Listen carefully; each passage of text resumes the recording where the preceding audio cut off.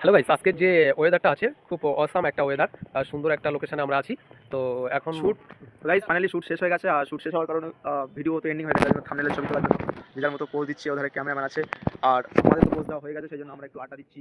লোকেশনটা দেখতে পাচ্ছি, জাস্ট ওয়াও। লোকেশনটা খুব সুন্দর একটা লোকেশন দেখতে পাচ্ছেন। এই যে বাজারের একেবারে সামনে যে দেখতে পাচ্ছেন একটা বড় পাখি, খালি তো হাইটে এই যে হাইটে আছে